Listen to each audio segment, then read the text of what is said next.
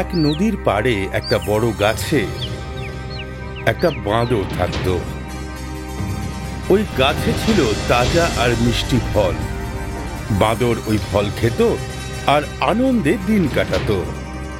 এর মধ্যে একদিন একটা কুমির ওই গাছের নিচে এলো, যে গাছে ওই বাঁদরটা থাকত। গাছের ওপর থেকে বাঁদরটা বলল, তুই কে ভাই?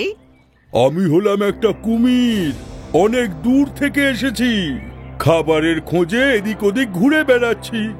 এখানে খাবারের কোনো অভাব নেই, দেখছো না এক গাছ করে ফল রয়েছে। এই বলে বাঁদরটা কিছু ফল গাছ থেকে পেড়ে কুমিরটাকে খেতে দিল। বাহ, এগুলো তো খুবই ভালো খেতে।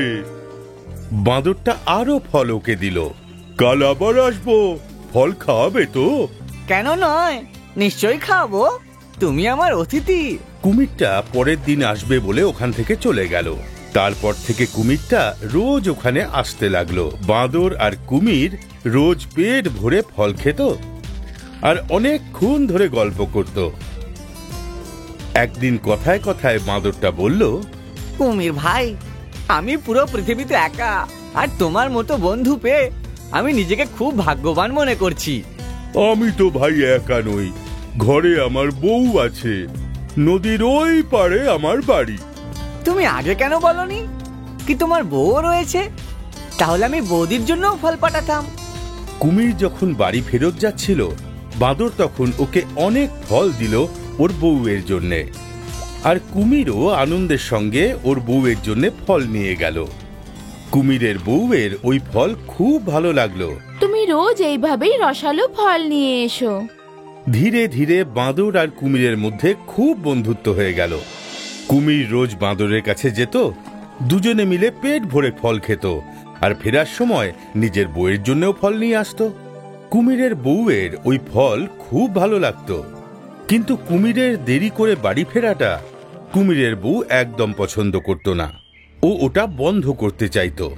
একদিন কুমিরের বউ বলল, আমার তো মনে হয় তুমি মিথ্যে কথা বলছো।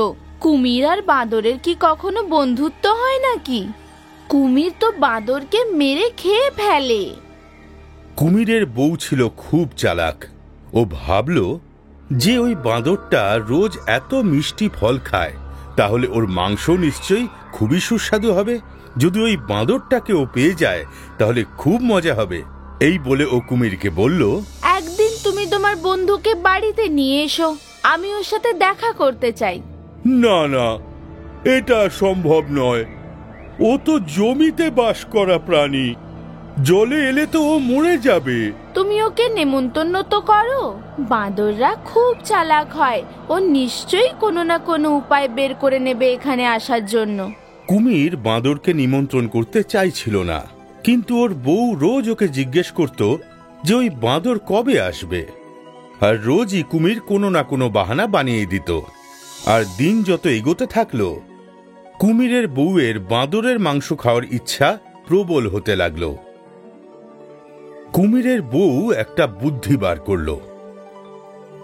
একদিন ও অসুস্থতার ভান করল আর ও এমন কাঁদতে লাগলো যেন ওর প্রচন্ড যন্ত্রণা হচ্ছে।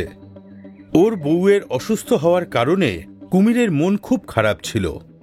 তাই ও তখন ওর বউকে বলল, বলো, আমি তোমার জন্য কি করতে পারি? আমি খুব অসুস্থ।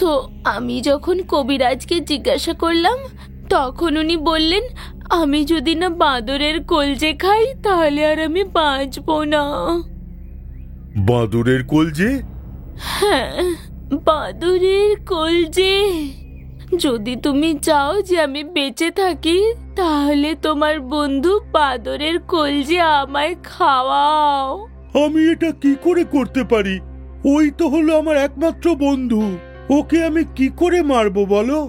ভালো কথা, যদি তুমি তোমার বন্ধুকে এতই ভালোবাসো তাহলে ওর কাছেই গিয়ে থাকো। তুমি তো এটাই চাও যে আমি মরে যাই। কুমির সংকটে পড়ে গেল। ওর মাথায় আসছিল না যে ও কি করবে।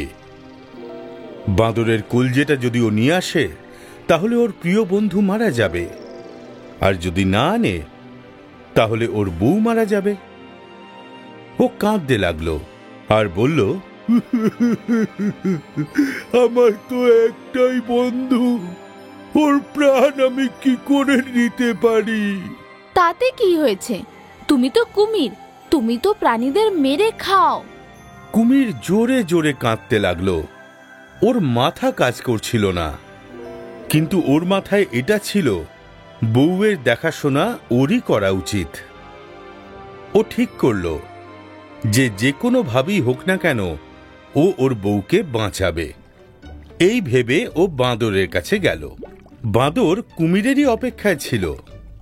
আরে বন্ধু, আজকে তো দেরি করলে যে, সবকিছু ঠিক আছে তো? আমার আর আমার বউয়ের ঝগড়া হয়ে গেছে। ও বলছে যে আমি নাকি তোমার বন্ধু নই, কারণ আমি আমার বাড়িতে তোমায় কোনোদিন নেমন্তন্ন করিনি। ও তোমার সাথে দেখা করতে চায়।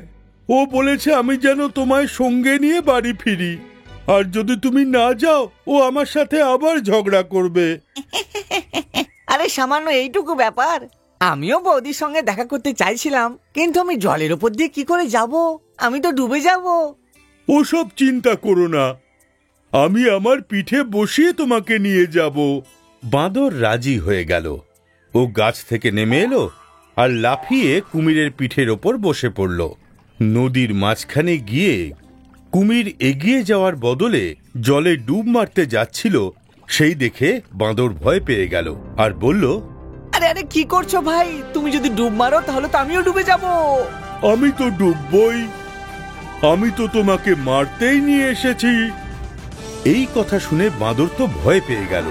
ও বলল, কেন ভাই, তুমি আমাকে মারতে চাইছো কেন?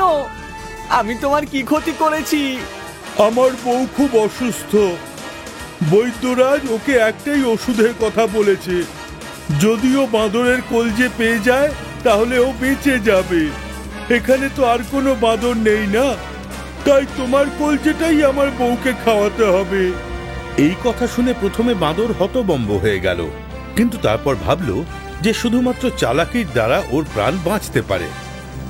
আরে বন্ধু, এই কথাটা তুমি আমাকে আগে বলনি কেন?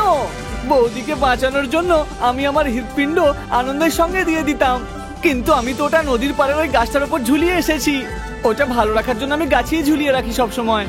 তুমি আগেই বলে দিতে পারতে, আমি ওটা সঙ্গে করে নিয়ে আসতুম। এবার তাহলে কি করা যাবে? আচ্ছা, এই ব্যাপার। হ্যাঁ, এক্ষুনি ওখানে ফিরে চলো, এদিকে তোমার বউয়ের আবার শরীর খারাপ না বেড়ে যায়। কুমির আবার ওই গাছের দিকে ফিরে চলল আর খুবই দ্রুত ওখানে পৌঁছে গেল। পাড়ে পৌঁছেই বাঁদর লাফিয়ে গাছে উঠে পড়ল আর ও হাসতে হাসতে কুমিরকে বলল, যাও মূর্খ কুমির, নিজের ঘরে ফিরে যাও।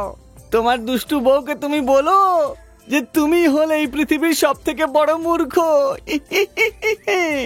আরে বাবা, কেউ কি কখনো তার হৃৎপিণ্ড বের করে বাইরে রাখতে পারে?